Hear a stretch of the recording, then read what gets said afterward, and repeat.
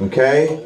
So the goal moving forward is to build institutions so our children can learn at the pace that we're learning at, right? So they could get this information at a very early age so they don't have to unlearn, so they can relearn. They can actually learn, and their programming will be power based, okay, and solution based and whatnot. So without any further ado, ladies and gentlemen, I want to introduce to you our good brother, none other than Q Butter in the building. Q Butter in the building. Clap it up, y'all. Clap it up for Q Butter in the building.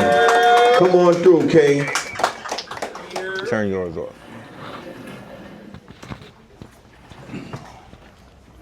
Black power. Black power. Black power. Black power. Black power. Black power. All the power we know. What's up, Black Fanny? How are we doing? My name is Brother Q Butter. I am the founder of Ziax, the movement, Ziax Institute. We have a program that services Black children only nationally. We just expanded to a really large location. Really excited about that in Brownsville, Junius, over about 3,000 square feet, and the overarching space has 10,000 square feet. So we'll be able to do immense amount of stuff in the location. And I also, on top of that, we also got a location in North Carolina, Kinston, North Carolina, over 30,000 square feet in North Carolina. Yes. And we also have the hybrid online portion as well. So our goal this year is to hit, we're trying to get to 300 students enrolled nationally. We're introducing one of the first environmental research programs dedicated to getting Black students into research. We just partnered with another garden, the Brooklyn Land Trust Garden in Fort Greene. We have 8 gardens. We're going to be conducting pH research and using electrical engineering, computer science to introduce students to how to measure and monitor the actual pH and levels of soil, right, my man over there? Yes, sir. Yes, sir. And so I'm really excited about that. We also have automation technology research. We're introducing students to material movement systems, autonomous vehicles, robotic arms, and things of that nature. And the goal is, of course, to push our students into STEM. The economic wealth gap, which we're all aware of, one of the greatest ways to attack it is through education and putting students into high fields, meaning high science fields, that will gain them high levels of employment or put them in a position where they can create businesses that get some high types of contracts. And so having the ability to have our community pushed into science in a qualitative way where,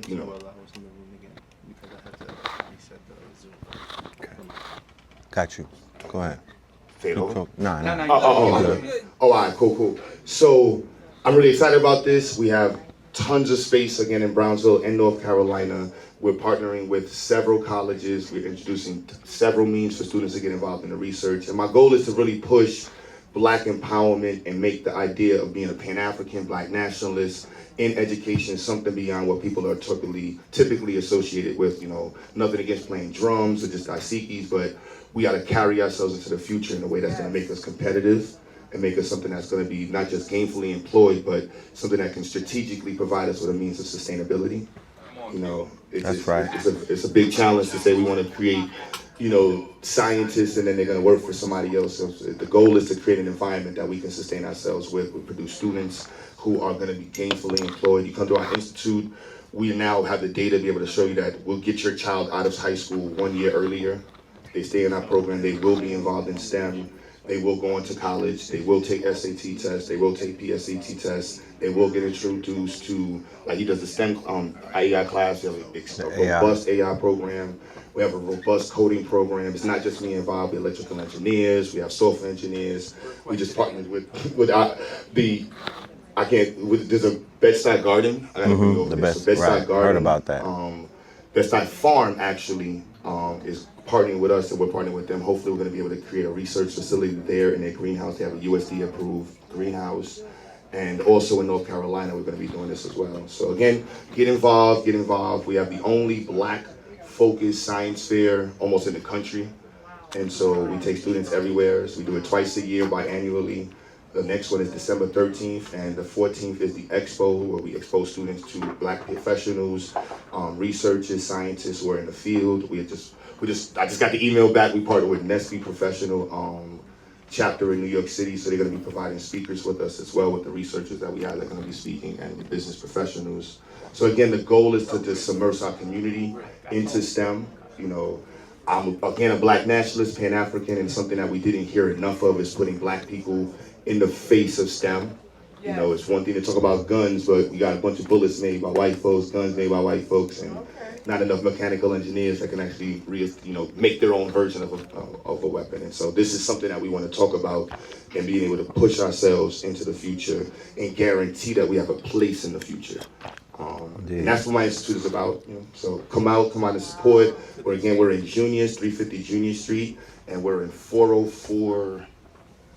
I forgot the exact address in North Carolina, Kinston, North Carolina. But again, connect with us. Black power, black power, black power. All right, y'all, clap it up for the good brother doing big things. You know what I'm talking about? Solution based.